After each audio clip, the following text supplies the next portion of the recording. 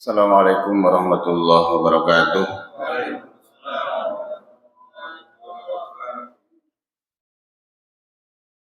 Alhamdulillah, alhamdulillah. Nahmaduhu wa nasta'inuhu wa nastaghfiruh. Wa na'udzu billahi min shururi anfusina wa min sayyiati a'malina. May yahdihillahu fala mudilla lahu wa may yudlil fala hadiya lahu. Asyhadu an la ilaha illallah wa asyhadu anna Muhammadan abduhu wa rasuluhu la nabiyya ba'dah. Allahumma salli wa sallim ala sayyidina Muhammadin wa ala alihi wa sahbihi wa man tabi'ahu wa mawalah. Amma ba'du, faqad qala Allah ta'ala fil Qur'anil 'azim. A'udzu billahi minasy syaithanir rajim. Bismillahirrahmanirrahim. Wa ma bikum bi ni'matin fa minallah summa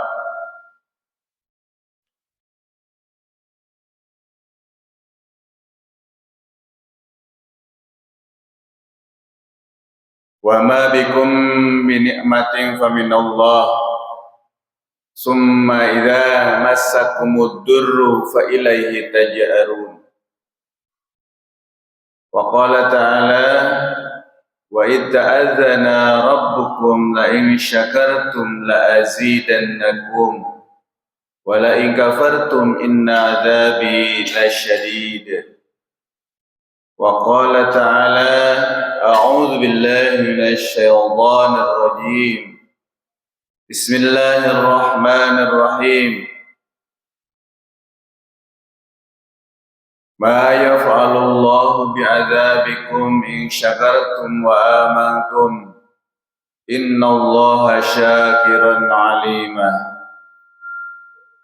Shadaqallahul azim wa shadaqa rasul karim wa nahnu 'ala dzalika minasy syahidin asy-syakirin walhamdulillahi rabbil alamin. Puji syukur kehadirat Allah Subhanahu wa taala. Alhamdulillah, pada kesempatan pagi hari ini kita mendapatkan penghormatan dari Allah Subhanahu wa taala, yakni diberikan kemudahan-kemudahan untuk melaksanakan salah satu kewajiban kita, yakni salat subuh berjamaah. Harapan kita semua mudah-mudahan salat subuh pada hari ini dan juga rangkaian-rangkaian ibadah pada hari ini diterima oleh Allah Subhanahu wa taala. Salawat serta salam tersanjungkan kepada junjungan Nabi kita Muhammad sallallahu alaihi wasallam, pada keluarganya, para sahabatnya, juga para pengikutnya yang selalu setia serta istiqomah. Mudah-mudahan kita termasuk di dalamnya yang insya Allah mendapatkan syafaatul uzma pada hari kiamat nanti. Amin ya Allah ya Rabbal alamin. Hadratil mukarramin, para alim, para sepuh, silih sepuh, para ulama, para asatidah, bapak-bapak dan ibu-ibu yang sama-sama dimuliakan serta dicintai Allah Subhanahu wa taala. Terkhusus yang sama-sama saya hormati Ketua Dewan Kemakmuran Masjid Darul Rahman. Semoga pengurus dan jajarannya diberikan keistiqomahan, dikuatkan iman dan Islamnya, diberikan keberkahan oleh Allah Subhanahu wa taala. Terus pula yang sama-sama saya hormati inafillah, yaitu saudara Ustadz Reza, yang alhamdulillah beliau adalah penerus generasi yang sangat peka terhadap kemajuan di wilayahnya tentunya. Bahkan mudah-mudahan beliau berguna bagi seluruh masyarakat di sekitar kita. Mudah-mudahan beliau diberikan kesehatan, keafiatan, keberkahan oleh Allah Subhanahu wa taala, berikan kesuksesan dunia dan akhiratnya. Amin ya Allah ya rabbal alamin. Namun saya mohon maaf tidak menyebutkan satu persatu, namun kebanggaan saya terhadap seluruh jamaah, bapak-bapak dan ibu-ibu merasakan terharu karena setiap masjid ini biasanya ada kelebihan-kelebihan. Ya. Di sini kelebihannya ini ada kebersamaannya yang masih tinggi. Ya. Jadi kalau di sana setelah salam, jadi langsung Allahumma lantas jalan. Ya. Alhamdulillah di sini istiqomah.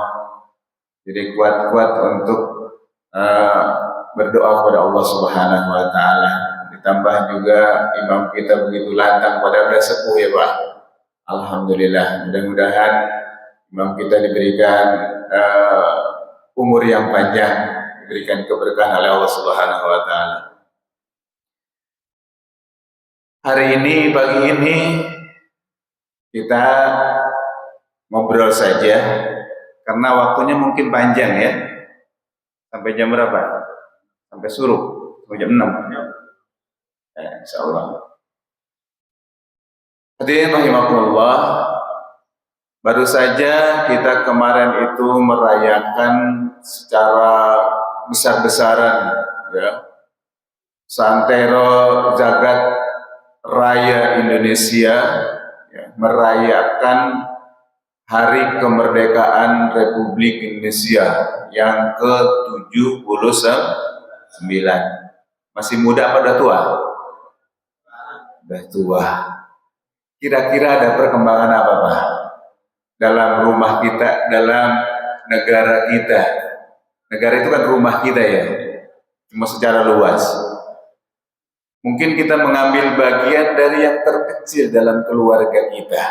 Apa hubungannya dengan perayaan kemerdekaan Republik Indonesia? Tentunya mungkin rasa syukur kita, ya.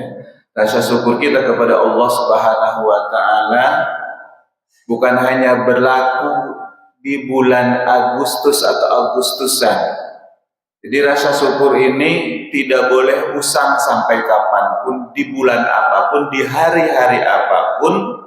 Itu rasa syukur harus selalu dipupuk dan selalu kita utarakan di dalam kehidupan sehari-hari.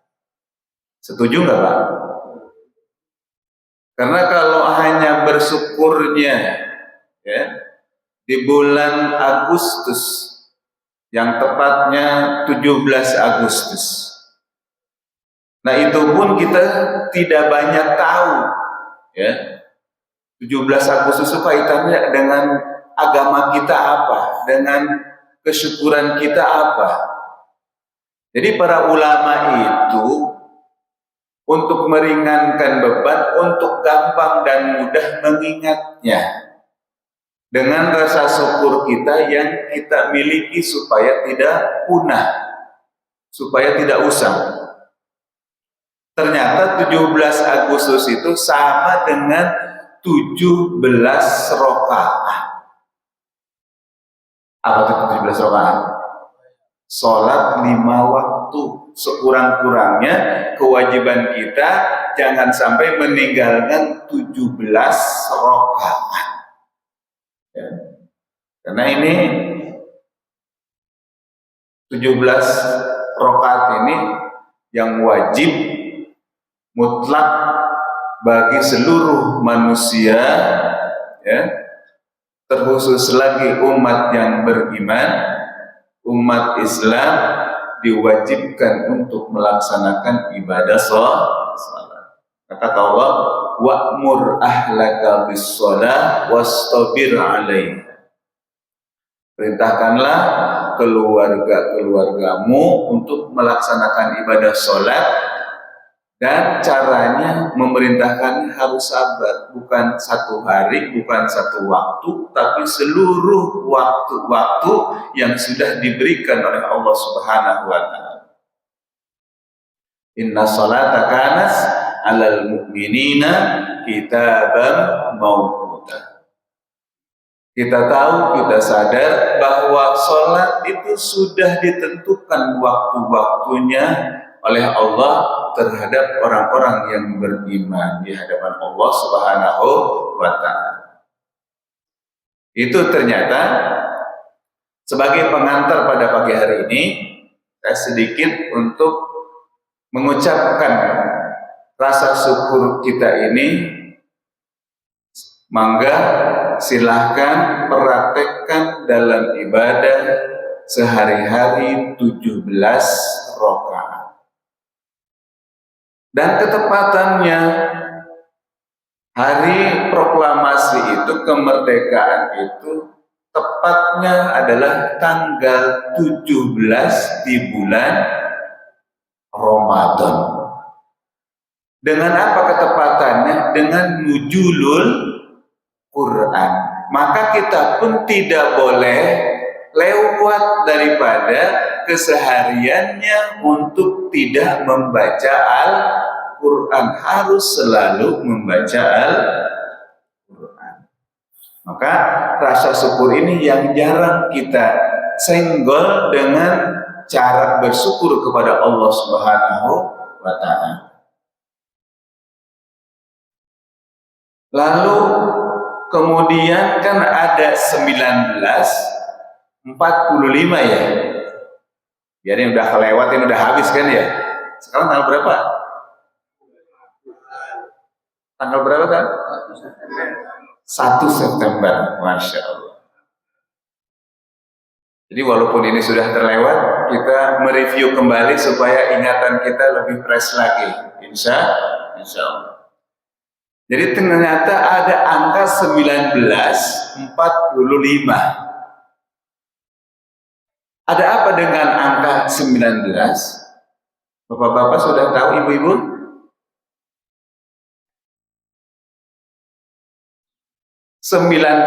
itu angka yang wajib dalam setiap hari kita baca. Bismillahirrahmanirrahim. Lengkap jumlahnya ada 19, termasuk tasdid-tasdidnya. Itu jumlahnya 19. Maka kata baginda Rasulullah Shallallahu Alaihi Wasallam, kullu amrin dibalin bi bismillahi fahuwa aqta. Atau ada kullu amrin dibalin bi bismillahirrahmanirrahim fahuwa aqta. Setiap perkara, pekerjaan apapun yang dilakukan kita lalu tidak diawali dengan bismillahirrahmanirrahim fahuwa aqta, maka terputus. Artinya apa? Tidak ada keberkahannya. Setuju nggak Pak? Supaya kita mengabadikan penyebutan nama Allah Subhanahu wa Ta'ala apapun yang kita lakukan. Zaman dulu itu ada waliullah yang namanya perempuan. Yang terkenal itu siapa kan? Adawiyah.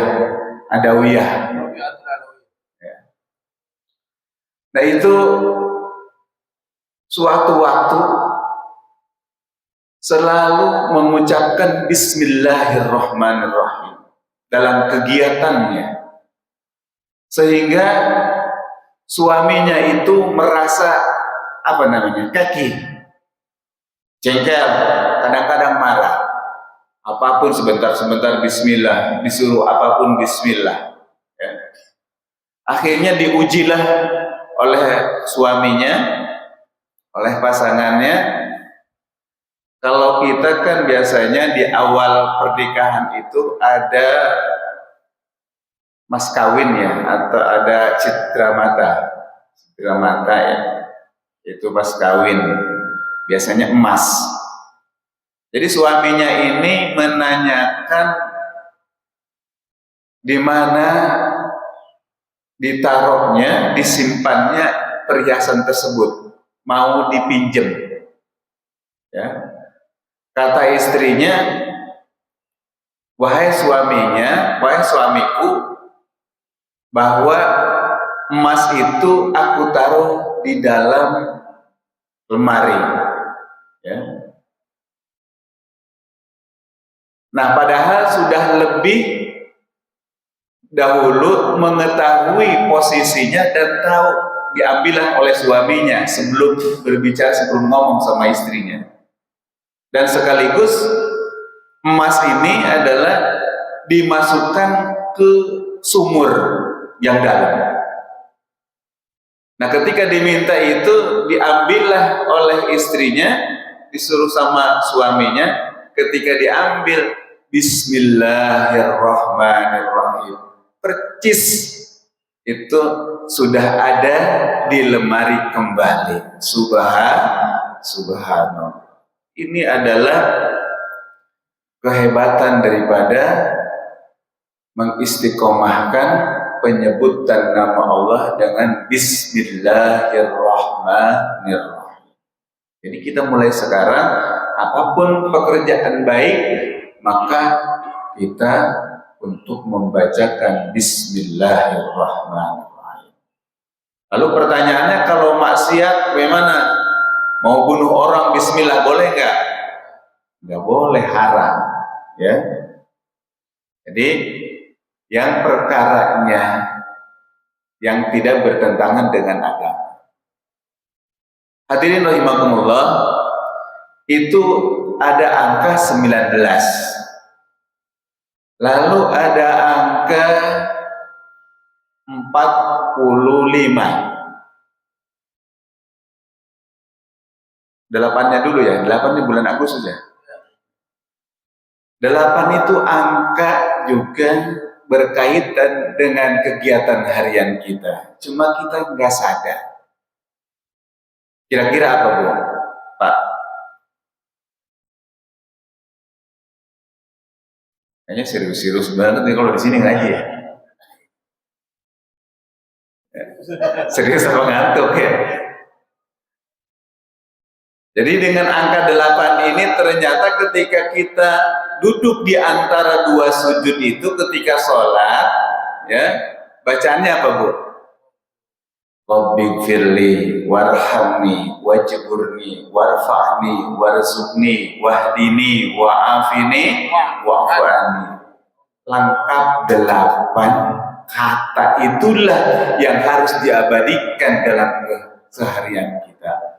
Permohonan kita kepada Allah Subhanahu wa Ta'ala, penjagaan kita, keinginan kita, harapan kita, cita-cita kita dituangkan. Maka ketika di ekornya burung Garuda itu kan lambang ya, itu kan simbol. Artinya kita tidak boleh meninggalkan permohonan permintaan kepada Allah Subhanahu wa Ta'ala.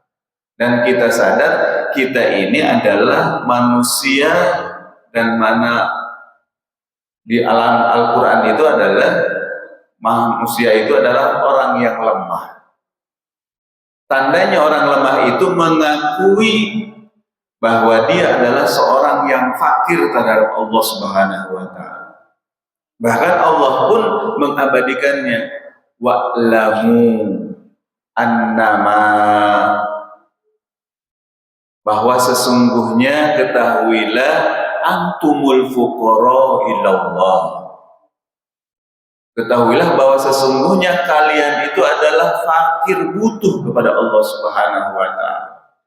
Wallahu ghaniyun 'anil 'alamin, sedangkan Allah maha tidak butuh, maha kaya atas seluruh alam jagat raya ini. Hadirin jamaah yang sama-sama dimuliakan oleh Allah Subhanahu wa taala. Kemudian ini belum ngaji Pak ya. Saya belum ini baru pengantarnya saja ya. Ya, insyaallah. Nah, ada lagi angka 45. Ada apa dengan angka 45? Ternyata ada surah, itu surah Al-Ankabut. Ayatnya tepatnya ayat 45. Perintah apa kira-kira?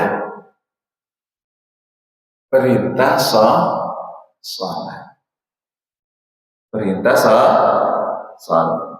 Bahwa sholat itu mencegah perbuatan keji dan perbuatan mungkar. Cukuplah manusia kita ini kalau sudah melaksanakan ibadah sholat, ya, tukang maksiat, tukang apapun, kalau sudah melaksanakan ibadah sholat itu ada langkah untuk perbuatan baik, penyadaran diri kepada Allah Subhanahu wa taala. Maka as-salatu lidzikri, salat itu untuk mengingatku, kata Allah Subhanahu wa taala. Jadi mafhum mukhalafahnya, kalau orang yang nggak pernah salat, nggak pernah ingat, nggak pernah sadar terhadap nikmat Allah Subhanahu wa taala. Hadirin rahimakumullah.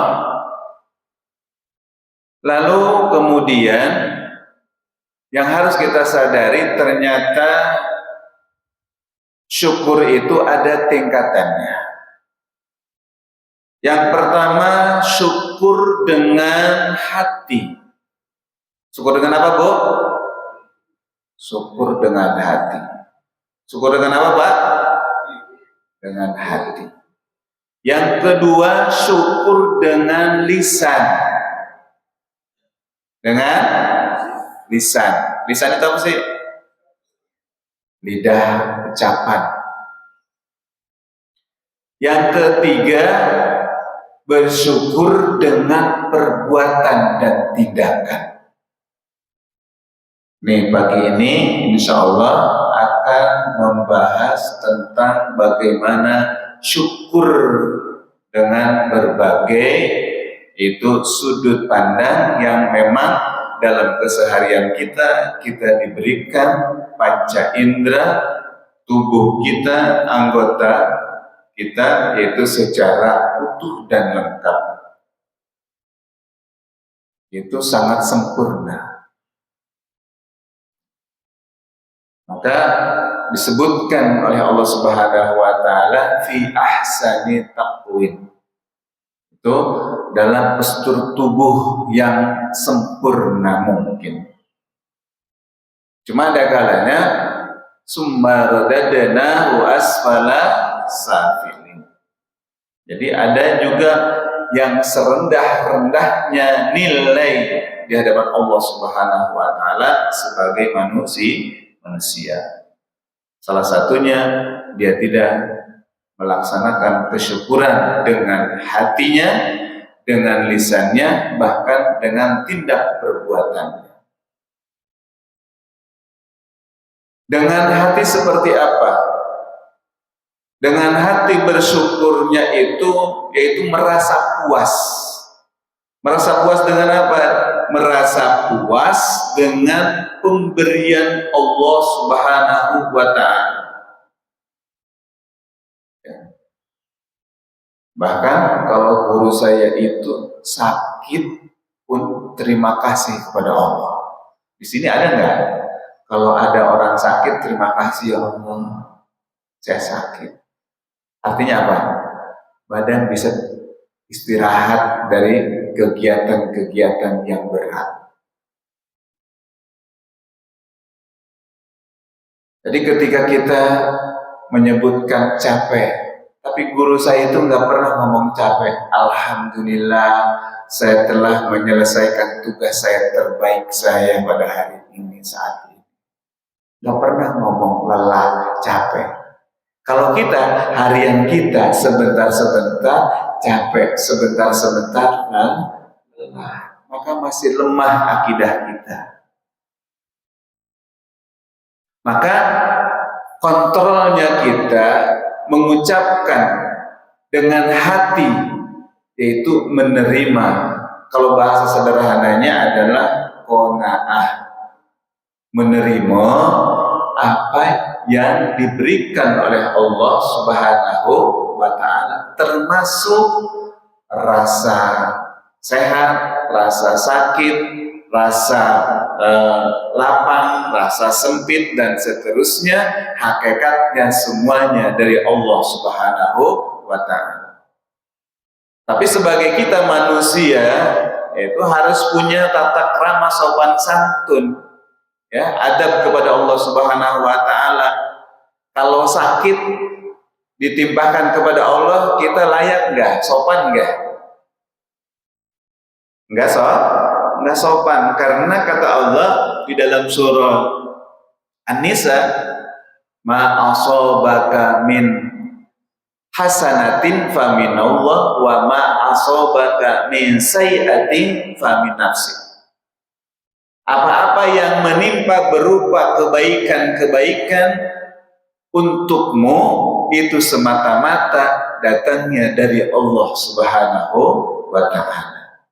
Dan apapun yang menimpa berupa keburukan, kejahatan, rasa sakit, dan seterusnya, itu semata-mata datangnya dari diri kita sendiri. Itu namanya akhlak. Kenapa kita sakit? Berarti kita kurang pandai menjaga kesehatan kita. Memang hakikatnya dari Allah Subhanahu wa Ta'ala. Maka tadi kata guru saya, ketika sakit pun alhamdulillah. Apalagi para anbiya, para nabi, ya, kalau sakit itu mintanya lama. Kenapa mintanya lama? Ketika kita bisa menerima rasa sakit itu, akan diampuni segala dosa dan kesalahan. Kalau kita baru sakit kepala aja udah ke dokter, ya, sakit gigi dan seterusnya, apalagi sakit yang parah, maka kita lebih banyak mengandalkan, ya, makhluk daripada Allah Subhanahu wa Ta'ala. Tapi berobat itu adalah merupakan ikhtiar syariat, dan itu diperintahkan oleh agama kita. Hadirin rahimakumullah, maka ketika kita bersyukur dengan hati, ya, kata Allah Subhanahu wa Ta'ala di dalam surah An-Nahl itu dijelaskan, wa ma bikum bi ni'matin faminallah summa idza massakumud durru fa ilaihi taj'arun, yang artinya apapun atau apa-apa yang ada pada kalian, pada kita semua, itu semuanya nikmat dari Allah Subhanahu wa Ta'ala. Kita sepakati dulu, semua dari Allah Subhanahu wa Ta'ala. Kemudian kata Allah, apabila kalian itu diberikan kesulitan, kesusahan, kemadaratan, maka selayaknya, sekudunya itu kembali kepada Allah Subhanahu wa Ta'ala. Dan memang itu biasanya manusia ketika susah itu lebih dekat, lebih sering menyebut Allah Subhanahu wa Ta'ala. Betul apa betul? Maka berapa banyak orang yang diberikan kekayaan, keluasan, kesehatan, termasuk itu lupa kepada Allah Subhanahu wa Ta'ala. Tapi berapa banyak orang yang sukses ketika diberikan kesusahan, kesulitan, kemiskinan, tapi semakin mendekat kepada Allah Subhanahu wa Ta'ala, yang akhirnya sukses dia meraih keridhaan Allah Subhanahu wa Ta'ala. Setuju Pak? Memang itulah kita. Nah itu cara mensyukuri dengan hati. Maka kita harus merasa puas apa yang diberikan oleh Allah Subhanahu wa Ta'ala. Kalau kita sudah merasa puas, akan diberikan dua ketenangan. Ini janji Allah. Ini mungkin saya sudah pernah sampaikan.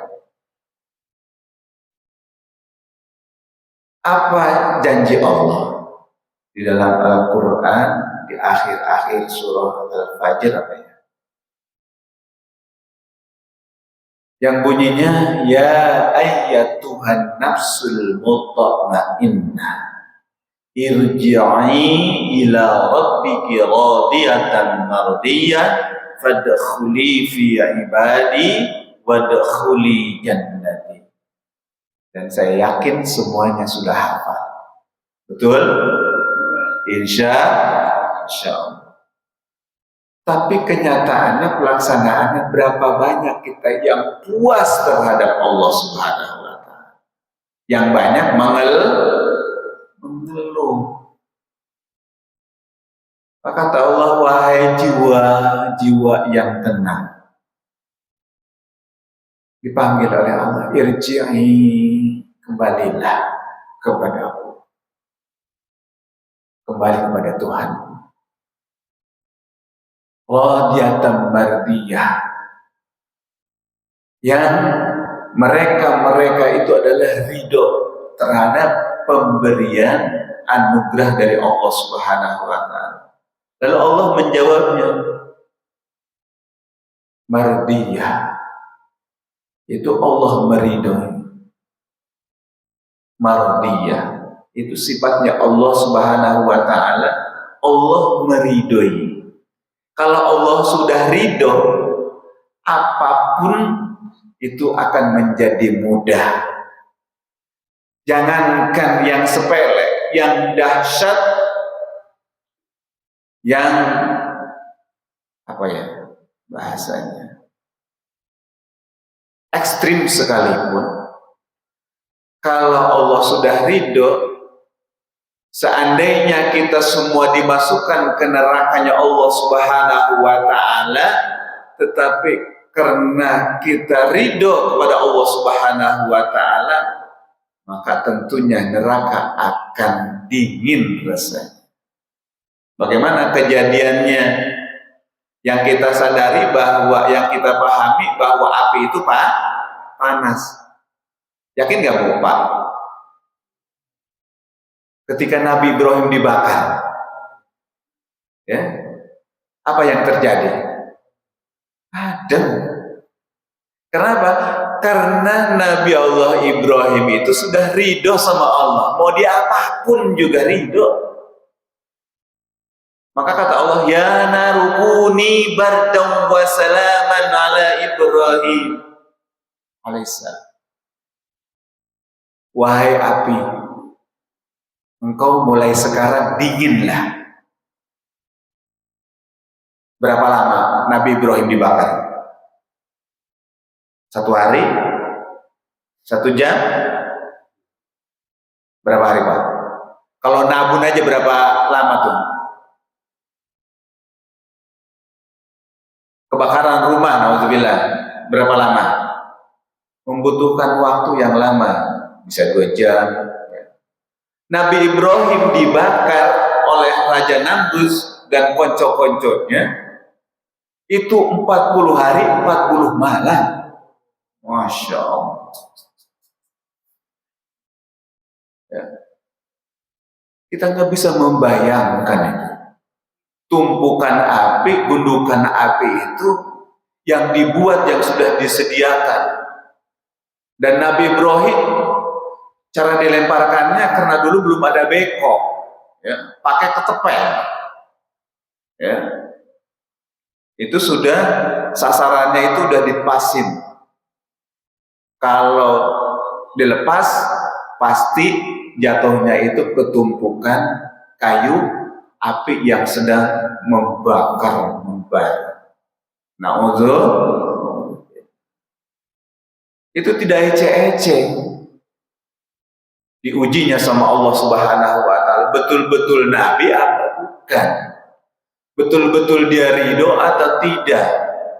Selama 40 hari 40 malam lah itu dibakarnya Nabi Ibrahim. Subhanallah. Lalu setelah 40 hari 40 malam kemudian Nabi Ibrahim bangun, tidak terjadi apapun dan tidak ada tersengat api sedikit pun. Padahal kalau sekarang itu tinggal abunya. Maka kita belajar untuk ridho itu sangat sulit. Ini lebih-lebih kalau ibu-ibu ya kaum Hawa pengen selamat itu cari ridho sama suami, ya, maka akan didapatkan dia nyaman di dunia dan dia nyaman di akhirat. Insya Allah. Nggak usah banyak ditentang suaminya, selama suaminya itu tidak mengajak maksiat durhaka kepada Allah Subhanahu wa taala. Ya. Jadi cukup, ya, jangan berlomba-lomba puasa Senin Kamis, puasa Daud, puasa dan macam-macamnya, tapi dia membangkang sama suaminya. Orang yang semacam ini tidak akan mencium harum baunya surganya Allah Subhanahu wa taala. Bahkan jauhnya itu selama 70 tahun dia tidak akan bisa mencium surga. Na'udzubillah. Tapi kira-kira kalau ibu-ibu di sini insya Allah jauh, ya. Artinya selalu mentaati, mencari ridho suaminya. Insya Allah. Ibu solehah, ya. Insya Allah. Kayaknya ibu-ibu serius banget ya. Hadirin rahimahullah.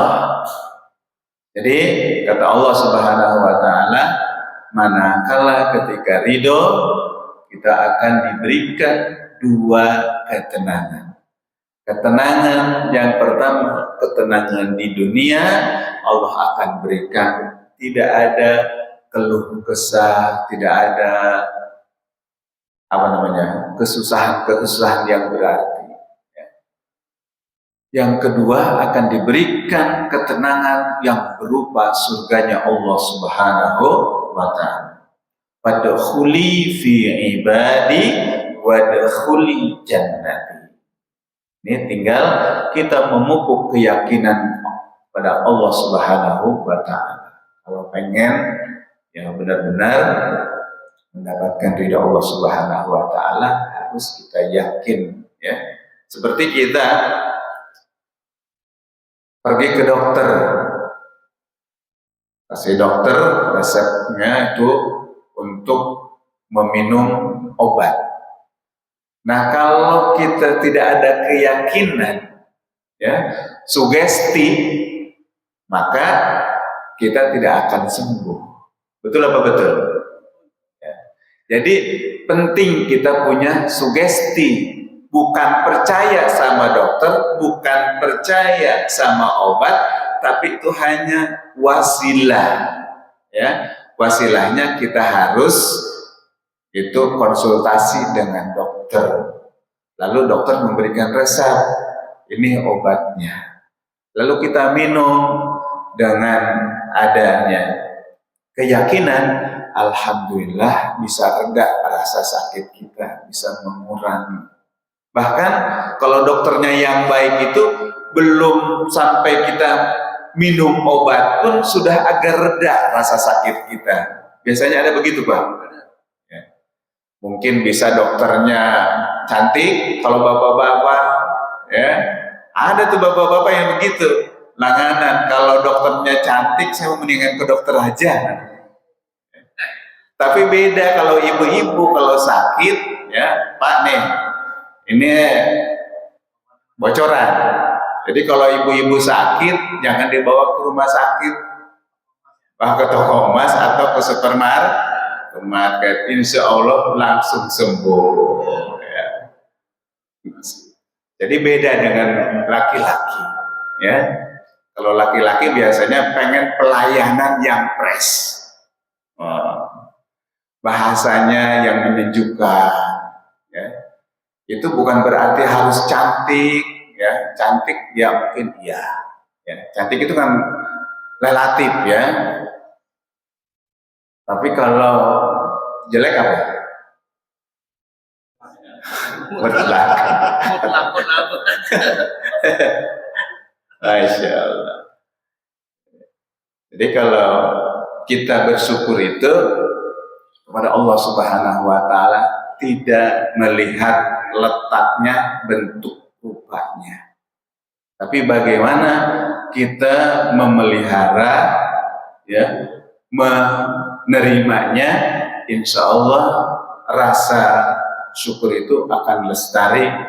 Dampaknya kita akan merasakan, mungkin bisa bahagia, nikmat dan seterusnya. Insya Allah. Hadirin rahimakumullah. Lalu yang kedua, bersyukur dengan apa tadi Bu? Lisan, ya, dengan ucapan. Terima kasih ya Allah, terima kasih teman, terima kasih suamiku, terima kasih istriku. Nah, bahasa-bahasa itu harus selalu dipromosikan, dilontarkan kepada terutama makhluk. Karena ada hadis baginda Rasulullah SAW, barang siapa yang bersyukur kepada manusia, maka sesungguhnya dia sedang bersyukur kepada Allah Subhanahu wa Ta'ala. Sebaliknya, barang siapa yang tidak bersyukur kepada makhluk, kepada manusia, maka dia tidak bersyukur juga kepada Allah Subhanahu wa Ta'ala. Ini sederhana. Sederhananya apa? Ketika kita menyebutkan rasa terima kasih dengan lisan, ternyata dalam kehidupan kita masih berat. Kita mengucapkan terima kasih itu masih hitung-hitungannya tinggi. Betul apa betul? Apa hubungannya? Uang-uang gua, ya, harta-harta gua. Jadi kita selalu menyebutkannya semuanya karena diri kita sendiri. Yang kerja saya, lalu tiba-tiba uang saya harus diberikan, apa hubungannya? Ya. Satu contoh, ketika kita, ya, mungkin mengisi BBM, ya, bensin, ya, di pengisian, atau kegiatan-kegiatan yang macamnya interaksi dengan banyak manusia, ya. Nah, ketika kita dalam antrian itu, kita sudah mendapatkan giliran dengan capek, dengan lelah, panas, ya. Lalu kira-kira apa yang kita temukan? Dan kita sudah bayar, itu sangat sedikit sekali yang terima kasih, ya. Memang sama Allah itu diabadikan di Al-Quran, ya. Di Al-Quran itu, ikmalu ala Daud syukra wa qalilun min ibadiyasy syakur. Wahai Daud, beramallah kepada Allah Subhanahu wa Ta'ala dengan rasa syukur. Tapi lagi-lagi hanya sedikit sekali kata Allah yang pandai bersyukur. Nah, ketika kita ngisi bensin, kita jarang sekali terdengar terima kasih ya Mbak, terima kasih ya Mas.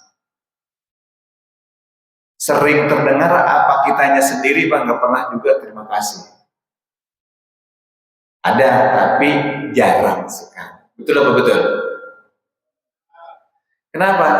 Satu, Indonesia ini, kita ini, bangsa Indonesia, itu lebih cenderung kepada pendendam. Ya. Betul apa betul Pak? Jangan dulu. Karena kita ini dijajah ratusan tahun, 350 tahun. Waktu yang lama apa sebentar Pak? Dijajah, yang namanya dijajah, ngelihat kita, saudara kita yang di Palestina saja, ya, belum ratusan tahun tuh belum. Itu segitunya tuh. Kita dijajah ratusan tahun. Ya. Maka mungkin bisa dikatakan wajar kalau belum ada yang menyampaikan tentang kenikmatan Allah Subhanahu wa Ta'ala, tentang syukur. Sekarang ini kan sudah ustadz, kiai, ulama-ulama di kampung-kampung, di gunung-gunung, di kota apalagi, ya, sudah tidak kekurangan ustadz-ustadz, ulama-ulama. Tidak ada alasan lagi menjadi bodoh, menjadi tidak sadar. Maka ketika kita menemukan orang yang susah untuk berterima kasih kepada sesama manusia, maka itu dipertanyakan. Nah, ketika tadi kita interaksi dengan masyarakat, maka harusnya banyak mengucapkan terima kasih ya Pak, terima kasih ya Bu, Mbak. Apapun yang kita lakukan.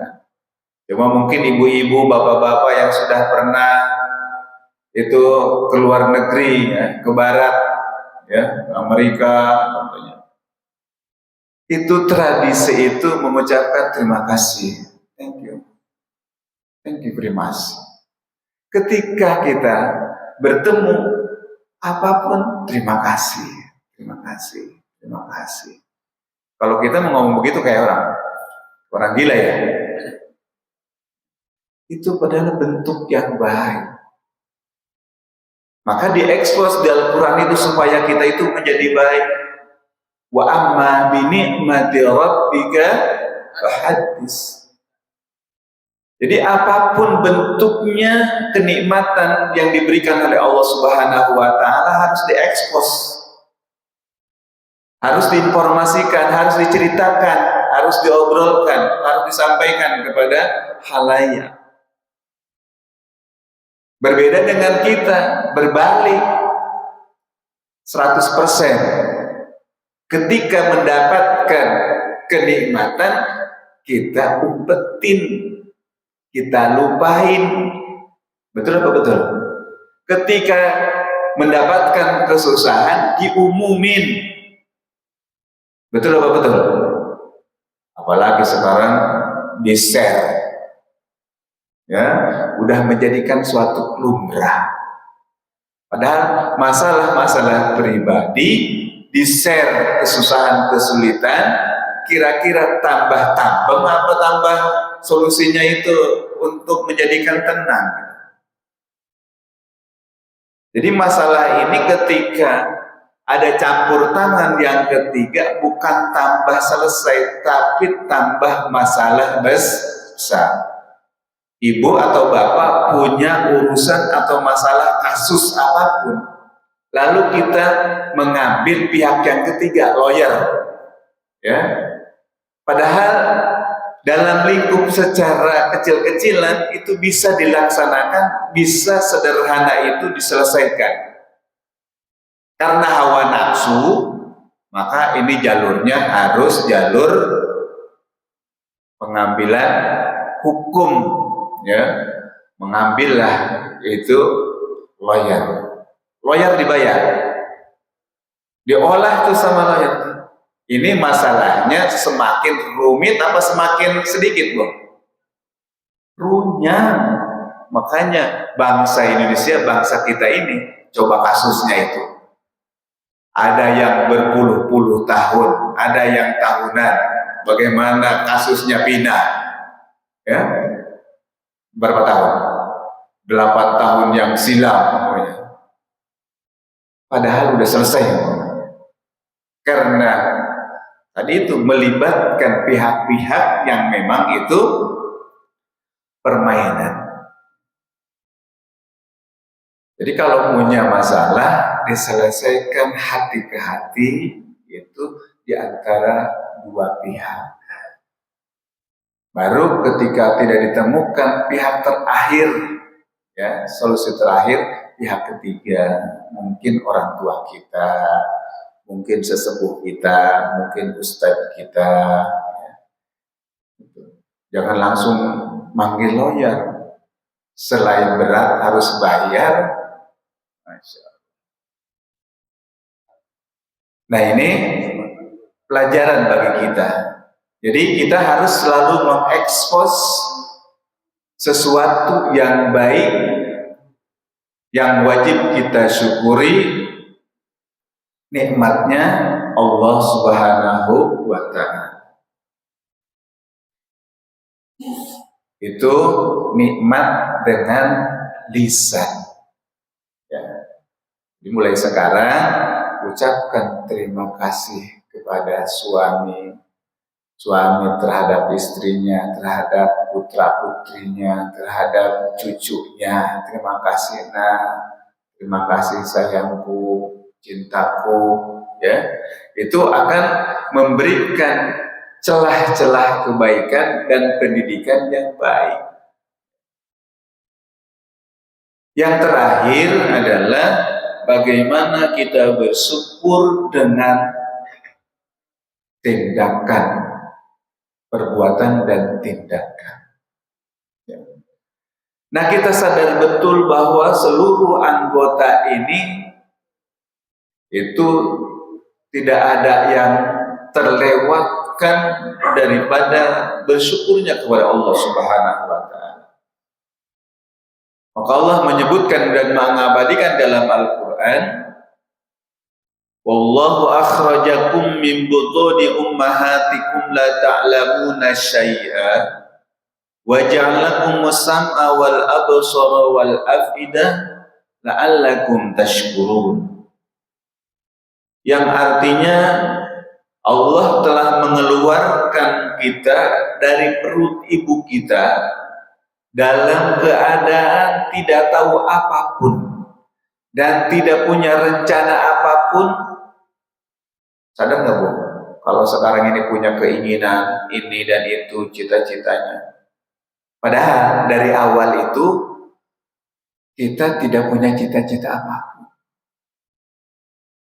Apalagi kalau kita lebih menyadarinya lagi bahwa kehidupan ini, hidup ini bukan tujuan kita, bukan keinginan kita, tapi keinginan Allah Subhanahu wa Ta'ala. Kita itu hanya memberdayakan supaya mendapatkan ridha Allah Subhanahu wa Ta'ala, diselamatkan dunia kita dan diselamatkan di akhirat kita. Supaya kita itu selamat,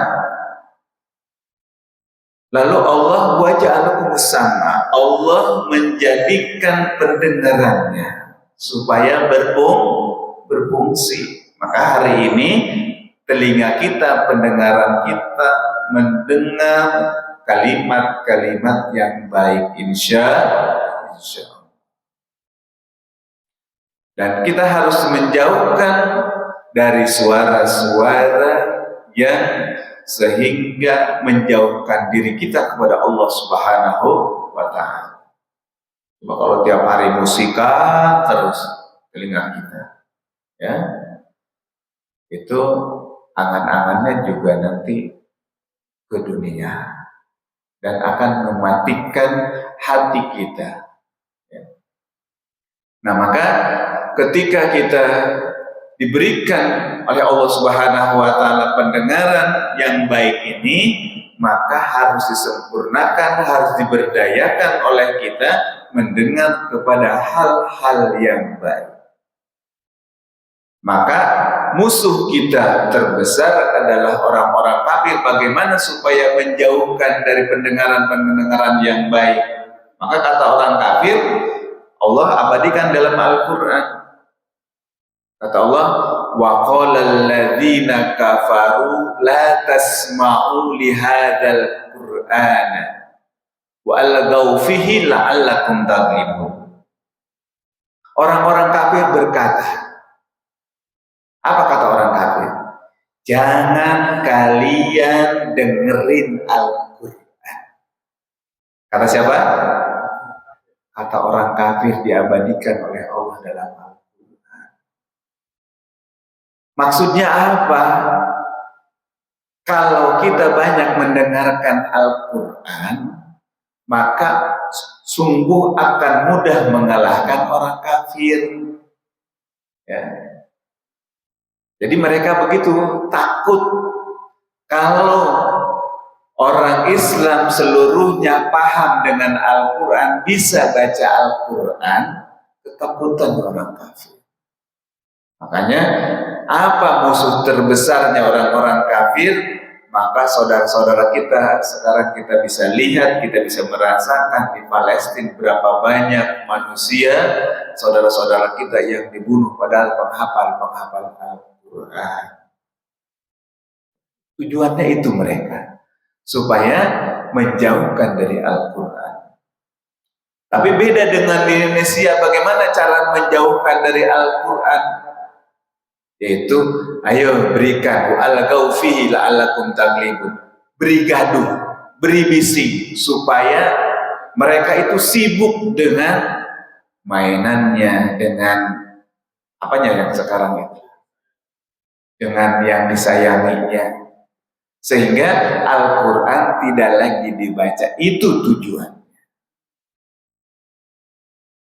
Ini ucapan-ucapan misi-misi orang-orang kafir. Kalau ada di tengah-tengah kita, ya, ngajak mamanya hari ini nggak usah belajar Al-Quran dulu. Jangan-jangan udah kena isme, itu paham-paham orang kafir. Jadi harus dilawan. Ya. Jadi kata Allah, wa qala alladziina kafaru la tasma'u li hadzal qur'ani wa alghaw fihi la'allakum taghlibun. Saya ulang-ulang supaya ingat. Ya. Kata orang kafir, jangan dengerin Al-Quran. Dengerin saja nggak boleh. Apalagi baca. Padahal di ayat yang lain itu, fa idza qara'tal Qur'ana fasta'id billahi minasyaitonir. Apabila kalian hendak membaca Al-Quran, maka berlindunglah kepada Allah Subhanahu wa Ta'ala. Maka kita harus selalu berlindung kepada Allah Subhanahu wa Ta'ala untuk bisa membaca Al-Quran. Setelah bisa baca Al-Quran, itu enggak mudah kita untuk selalu konsisten, istiqomah untuk selalu baca Al-Quran, apalagi mengamalkan Al-Quran. Hadirin jamaah yang sama-sama dimuliakan serta dicintai Allah Subhanahu wa Ta'ala. Kira-kira masih betah apa sudah pegal? Kopinya udah diseduh belum? Masya Allah. Sedikit lagi ya. Jadi itu dengan tindakan. Itu baru pendengaran. Lalu kemudian Allah menjadikan waja'alakumul absar. Itu menjadikan penglihatan mata kita, melihat yang indah-indah, ya. Apalagi bapak-bapak biasanya. Apa ya? Lihat gunung, ya, indah. Pemandangan itu, Bapak. Bogor, gunung apa Pak? Gunung Gede. Gunung Salak. Nah ini biasanya kita ini suka dan senang sama yang indah. Ibu-ibu juga sama, senang dengan yang indah-indah. Ibu-ibu itu senang dengan yang romantis, apalagi suaminya romantis. Betul apa betul? Banyak yang tuntutannya itu sekarang, oh suami saya nggak romantis lagi Ustaz. Ya mungkin udah tua, tidak juga. Jadi tergantung itu siapa yang diajaknya. Kadang-kadang bapak-bapak lebih peka terhadap mungkin tetangganya atau orang lain atau di jalan atau di kantor. Ya. Begitu juga ibu-ibu juga lebih peka temennya daripada suaminya. Ini yang salah di mana gitu loh. Iya apa iya Bu? Enggak. Mudah-mudahan enggak. Ya. Banyak masalah itu begitu Bu. Jadi ketika kita masuk di kantor, ya, kata temannya, hari ini kamu beda. Kira-kira respon ibu-ibu apa tuh? Senyum-senyum, tersipu. Bapak-bapak ketika di kantor ada yang nyanjung. Hari ini beda sekali dengan tampannya, dengan bajunya. Ya, Insya Allah. Jadi beda. Makanya ketika ternyata kok beda, karena di rumah tidak ditemukan seperti itu.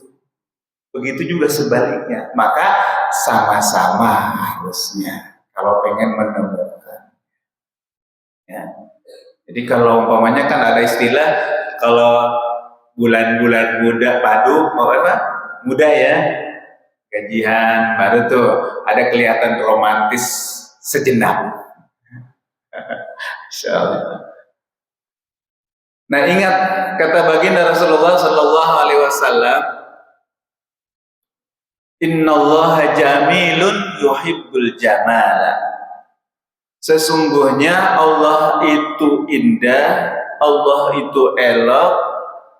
Sesungguhnya pula Allah itu mencintai, menyukai keindahan-keindahan. Ini harusnya disetarakan, mensifati dengan sifat-sifat Allah Subhanahu wa Ta'ala. Karena Allah itu jamil, kita juga harus jamil, harus tampan, harus cantik. Cantiknya relatif, tampannya cantik, relatif. Ya, memantaskan diri kita di hadapan pasangan kita. Tapi ini berat memang Pak. Berat apa berat? Karena faktor dengan berbagai faktor. Faktornya apa? Pendapatan kita sedikit, bahkan kempis apa bahasanya? Ya, tidak sepenuhnya untuk bisa memenuhi keinginan.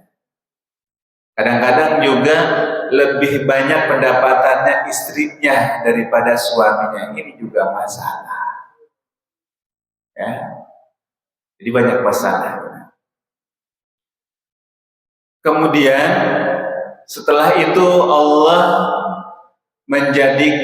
menciptakan setelah pendengaran, penglihatan, hati, ya, supaya bisa mencerna bagaimana baiknya, bagaimana kita melaksanakan ibadah, dapat pahala, dapat ridhonya Allah Subhanahu wa Ta'ala, dicerna.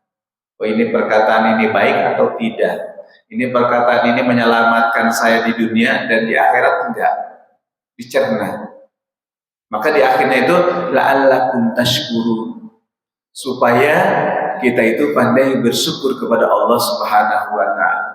Dari 3 panca indera ini yang sangat urgent di masyarakat kita, di kita ini, pribadi kita adalah 3 hal ini. Bagaimana cara menggunakan nikmat Allah Subhanahu wa Ta'ala daripada mendengarkan kebaikan-kebaikan, melihat kebaikan-kebaikan, dan mencerna setiap kebaikan-kebaikan dari Allah Subhanahu wa Ta'ala.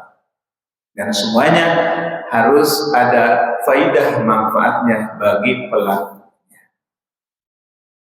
Yang paling akhir, karena tadi sedikit menyinggung tentang keelokan, kepantasan, maka kita harus memantaskan diri semaksimal mungkin, lebih-lebih ketika kita mau ibadah kepada Allah Subhanahu wa Ta'ala.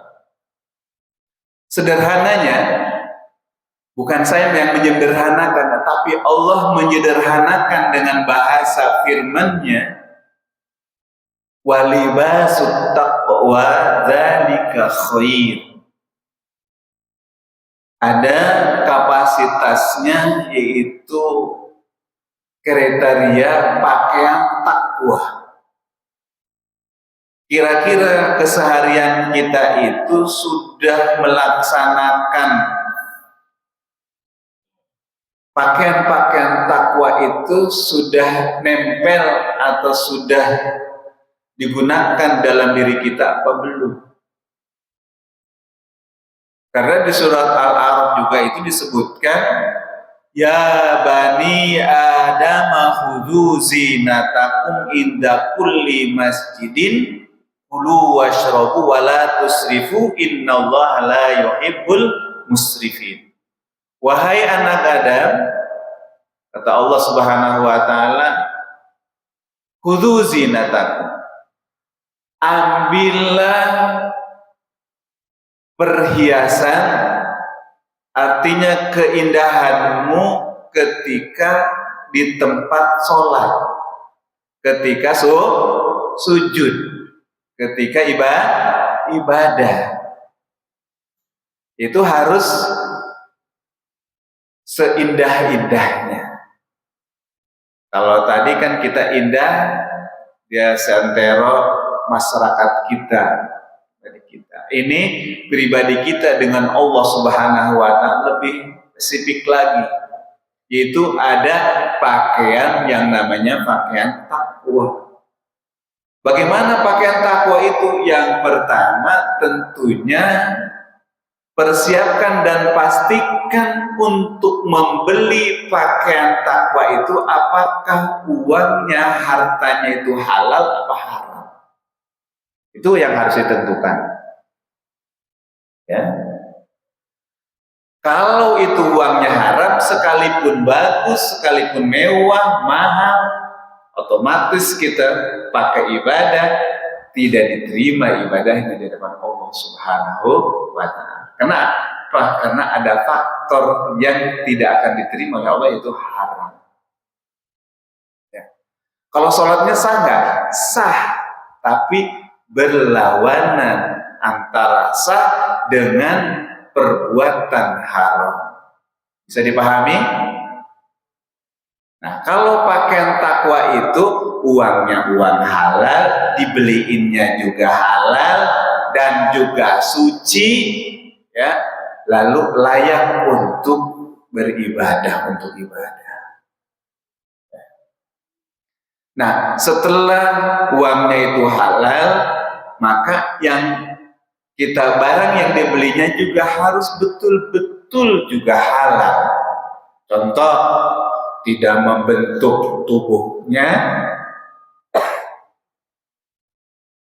Ada pakaian yang membentuk, kelihatan, apalagi mungkin ibu-ibu, putra-putrinya, ya, itu akan ada tuntutan nanti kepada keluarganya, naudzubillah.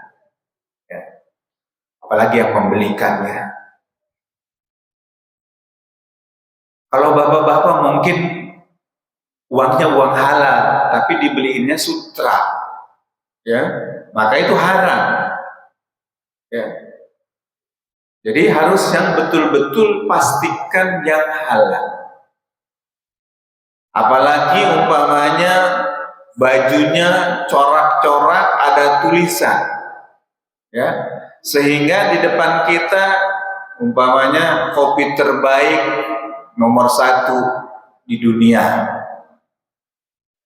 Nah, ini sedikit banyaknya bisa mengganggu konsentrasi yang belum bisa khusyuk. Belum lagi iklan-iklan yang lainnya, ya, itu bukan pakaian takwa. Bisa dipahami? Terutama khusus untuk ibadah sholat. Jadi harus ada perubahan. Jangan asal-asalan main itu, ke mall itu, sholat itu, kondangan lebih megah. Ya. Masya Allah. Jadi kalau sholat asal, tapi kalau kondangan semegah itulah yang kita pakai. Ya. Na'udzubillah. Jadi kalau ibu ini terutama banyakannya, ya, sampaikan kepada cucunya itu supaya mulai hari ini pakaiannya supaya yang disebutkan oleh Allah libasut taqwa. Nah, libasut taqwa dzalika khair, itu lebih baik dari apapun. Ya. Mungkin itu saja ya. Karena tidak akan sempurna kalau kita tidak ada niatan untuk mau berubah, untuk mau mengamalkannya. Jadi kesempurnaan adanya ketika kita mendapatkan ilmu, bisa mengamalkannya. Insya Allah. Mudah-mudahan kita bisa mengamalkannya. Yang pertama apa tadi? Kita bisa bersyukur dengan hati, merasa puas. Ketika kita puas akan diberikan dua ketenangan di dunia dan ketenangan di akhirat berupa surga. Yang kedua, syukur dengan lisan, kita buktikan dalam kehidupan sehari-hari, berterima kasih, banyak terima kasih kepada makhluk manusia, siapapun dia. Maka sesungguhnya kita sedang berterima kasih kepada Allah dan Rasul-Nya. Yang ketiga, kita bersyukur dengan perbuatan dan tindakan seluruh anggota tubuh akan diminta pertanggungjawaban di hadapan Allah Subhanahu wa taala sesuai apa yang sudah diberikannya. Itu Allah abadikan di dalam surah Bani Israil, wala taqfu ma laisa laka bi'ilm innas sam'a wal absara wal afidah la'allakum tashkurun. Anhu kana mas'ula. Janganlah kalian mengikuti orang-orang yang tidak berpengetahuan, yang tidak berilmu, karena sesungguhnya pendengaran, penglihatan, hati akan diminta pertanggungjawaban di hadapan Allah Subhanahu wa taala. Lebih-lebih mungkin kita sebagai anggota keluarga, kepala keluarga, pimpinan keluarga di rumah kita, sampaikan kepada anak cucu kita bahwa hidup ini harus lebih baik hari ke hari, dan di akhirnya kita mendapatkan ridho Allah Subhanahu wa taala. Syukur-syukur kita dimatikan dalam husnul khotimah. Amin. Amin ya Allah ya rabbal alamin. Terima kasih atas perhatiannya dan mohon maaf apabila ada kesalahan, ada kekeliruan, dan memang saya bukan ustadz belum jadi. Mohon doanya, mudah-mudahan saya menjadi orang baik seperti bapak-bapak dan ibu-ibu. Amin ya Allah ya rabbal alamin. Billahi taufiq wal hidayah, wal minkum. Assalamualaikum warahmatullahi wabarakatuh. Waalaikumsalam warahmatullahi wabarakatuh. Terima kasih.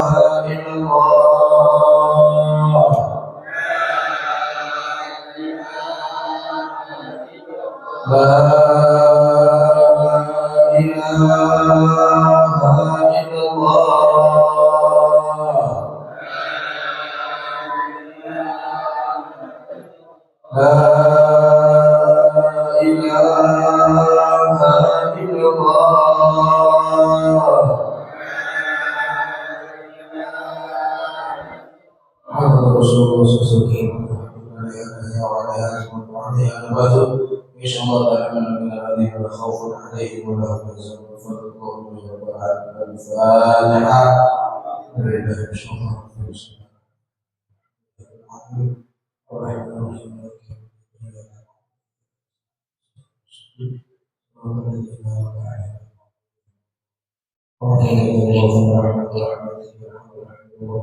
الفاتحة إخراج الهامية كشف الله وتعدي والرحم اللهم أعوذ بك من دهر البلاء ترك الشقاء وسوء الله وشر الأعداء أعوذ بسم الله الإسلام وأكرمهم الحمد لله رب العالمين صلى الله على محمد صلى الله عليه وسلم محمد صلى الله عليه وسلم الله على محمد صلى الله عليه وسلم الله على محمد صلى الله عليه وسلم صلى الله على محمد صلى الله عليه وسلم صلى الله على محمد صلى الله عليه وسلم صلى الله على محمد صلى الله عليه وسلم صلى الله على محمد صلى الله عليه وسلم صلى الله على محمد صلى الله عليه وسلم صلى الله على محمد عليه وسلم صلى الله على محمد صلى الله عليه وسلم صلى الله على محمد يا ربي صل وسلم اللهم صل وسلم وبارك عليه. Mungkin silakan diselesaikan syahadatnya.